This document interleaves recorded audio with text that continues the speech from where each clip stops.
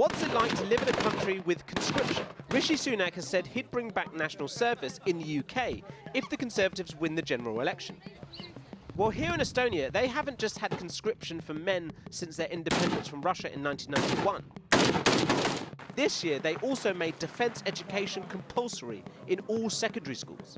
I could test myself, physically, emotionally, everything, and prepare myself for the future. We are learning about medicine, and I also learned yesterday how to put up a tent, how to build, how to sleep in a bag on a floor. I've always been interested in military, nature. I have learned so much that I haven't even heard about. So you want to join the army, maybe? I hope so.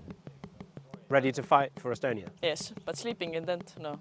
The UK government has said we're moving from a post-war to a pre-war era, with some talk of a citizens' army. Here in Estonia, the need to prepare for the pre-war world starts young. In the past year, defence training has been made compulsory for school students. 35 hours of education, including the chance to come here to a military training camp. Many people here think learning these skills in school, as well as mandatory conscription, is a good thing.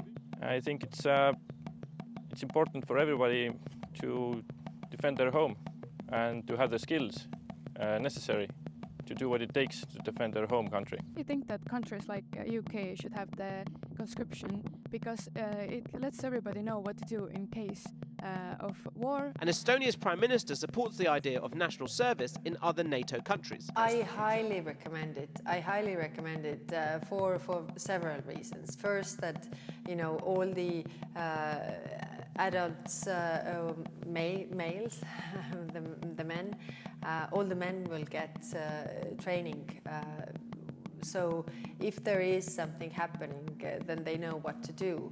But Estonia is very different to the UK, with a very different geography and history. They have experienced Russian occupation in the past, and they have always warned about the threat Moscow poses, mainly because they share a border with Russia. In the UK, the threat from Moscow is not on our doorstep, and many have been critical of the idea of national service, with Labour saying Sunak's plans, which are expected to cost around £2.5 billion, are desperate and unfunded.